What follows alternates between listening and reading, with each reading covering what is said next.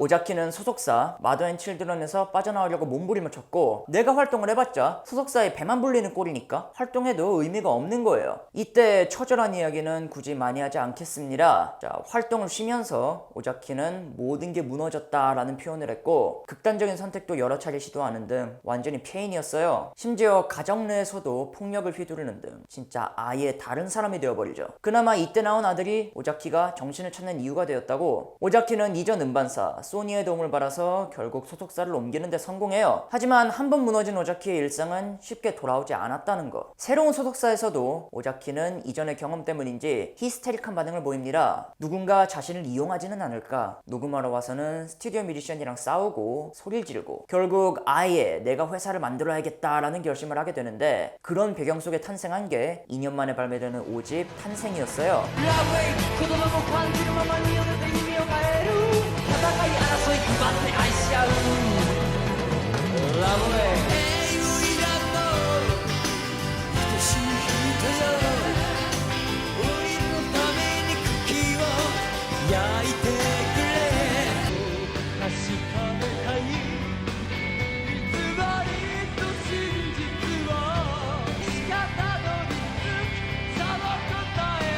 오자키는 그간에 쌓아두기만 했던 곡을 모두 쏟아냈어요. 자, 4집에 한을 쏟아내듯이 돈 걱정 안 하고 호화 스태프를 총동원. 그래서 이 앨범은 무려 20곡을 수록한 약 2시간짜리 대작인데 앨범이 거듭될수록 오자키의 정서적 변화 그리고 오자키가 인생에 있어서 추구하는 게 달라진다는 걸 느낄 수 있거든요. 저는 특히 동명의 수록곡 탄생이라는 10분짜리 곡을 오자키 곡 중에서도 제일 좋아해요. 이거는 무너져가던 자신 하지만 점차 일어나고 있고 앞으로도 힘차게 살아갈 것이라는 그런 의지가 담긴 인생사를 구구절절 10분 동안 다 얘기하는 곡입니다. 그리고 그 중심에는 가족이 있음을 드러내죠.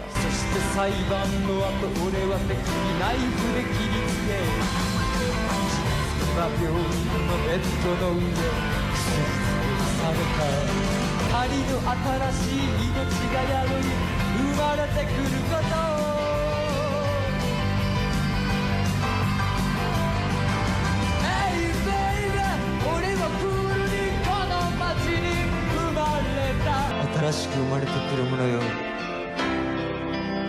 前は間違ってはいない。それが人生だ。お前か。 이 탄생 앨범이 5년 만에 오리콘 차트 1위를 차지하고 오자키는 눈물을 쏟았대요. 라이브를 통해서 오자키의 인생 역경을 살펴봅시다. 생신인이던 1984년 오자키는 열정이 넘쳤고 눈빛만으로 모두를 압도했어요. 그리고 자유로워지고 싶다를 외치면서 관객을 이끌었고요. 自由じゃなけりゃ意味がねえんだよ。お前ら本当に自由か？こっちが何とかしなけりゃよ何にもなんねえんだよ。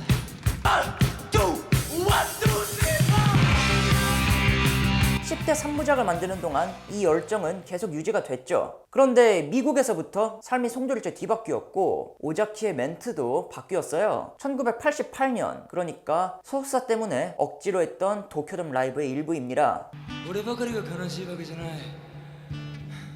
それに気づかずにいた。山ほど言いたいことがこぼす涙や俺の裏切りやつけられた傷やだけど誇り高く生きていかなければ。俺はうまく歌えているか。 처절함이 더해진 듯 하죠. 오자키는 4집을 전부 흑역사로 치부했고 마침내 5집이 되어서야 본인의 뜻대로 컴백을 이루게 돼요. 시간으로 따지면 6년 만에 진정한 재기를 하게 된 건데 이거는 1991년의 라이브 영상입니다. この年にしてのこの年の全て痛みも苦しみも喜びも戸惑いも何もかもが俺だってことに気づいた。そしてそれが俺のロックンロールだ。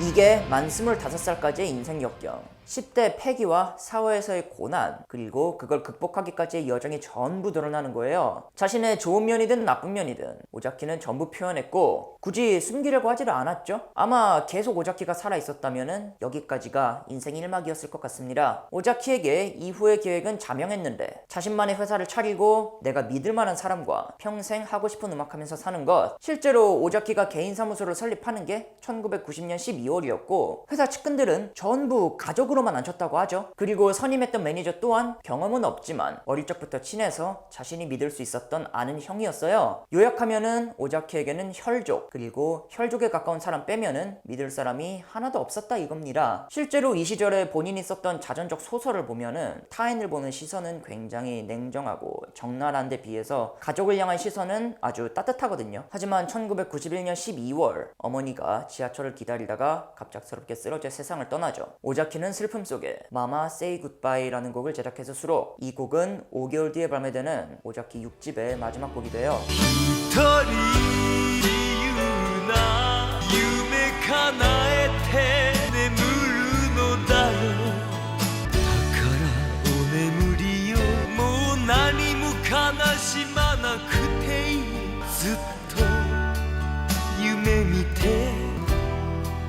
安らかな笑顔で 오자키는 이 앨범의 발매를 보지 못합니다. 왜냐하면 6집의 발매를 딱 보름 앞둔 1992년 4월 25일 새벽에 길거리에서 오자키가 멍투성이인 채로 발견되거든요. 그래서 잠깐 병원으로 향했다가 다시 귀가했는데 갑자기 상태가 악화되고 다시 병원으로 옮겨지지만 숨을 거둬요. 공식 사인은 폐수종. 하지만 너무나 미스터리로 가득한 죽음이었고 이를 둘러싼 진상은 지금까지도 완전히 풀리지 않고 있습니다. 대표적으로는 폐수종이라면은 멍투성이었던 몸을 어떻게 설명할 거냐 하는 게 있고 훗날 부검에서 각성제가 검출되니까 아니다 마약 끊었다 하고 주변인들이 말한 것도 있었고요. 이거는 지금까지도 미스터리 투성이라서 다루려면은 아예 영화를 만들어야 할 정도예요. 심지어 우리나라 서프라이즈에서도 방영을 했었거든요. 전 소속사 사장부터 아내, 야쿠자가 죽였다 등 여러 말들이 있지만 제가 답을 모르는 이상 남의 죽음을 득달같이 파면서 노출하기도 좀 그렇고요. 다만 한 가지 확실한 건 이거. 세상을 떠난 오자키에게서 발견된 거는 4개월 전 어머니가 돌아가실 때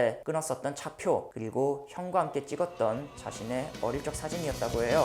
俺はまだ震えてる凍えた風に吹かれてる二人求め合い抱きしめ合いながら誰も知らない僕がいる 충격에 휩싸인 열도, 사람들의 충격이 얼마나 컸는지 오자키는 사망 이후에 정말 보기 드문 진기록 하나를 세우거든요. 사망 한 달 뒤인 5월 오리콘 차트 탑 10의 6자리를 오자키가 혼자 차지해버려요. 이 6집이 안타까운 게 이제 본인이 주변을 모두 믿을 만한 사람으로 채우고 안정을 찾아가는 시기라서 음악에서도 그런 변화가 보였단 말이죠. 이거는 갈수록 성숙해지고 답을 만들어가던 오자키의 중간 과정에 있는 앨범이었다 하는 생각이 들었고 특히나 6집부터는 오자키가 작사 작곡에 이어서 앨범 총괄까지 맡았던 완전히 오자키 그 자체인 첫 번째 앨범이라서 그 안타까움이 더 컸습니다. 이거는 졸지에 오자키의 유작이 되어버렸고 죽음 직후 나오게 되는 이 앨범은 주목과 함께 100만 장이 넘게 팔려나가면서 본인의 두 번째 밀리어셀러가 돼요. 그리고 아까 말씀드렸듯이 오자키의 다른 앨범 5장도 전부 차트 10위 안에 올라가면서 탑 10 6자리를 오자키 혼자 차지하는 기현상까지 만들어냅니다. 사망 직후 4월 30일에 열린 추도식에도 4만 명 가까운 인원이 운집. 이거는 일본에서의 오자키 인기와 위상을 보여주는 증거들이 아닌가 싶어요. 1989년에 나왔던 아들은 지금은 본인이 가수 활동을 하면서 아버지의 뒤를 따르고 있거든요.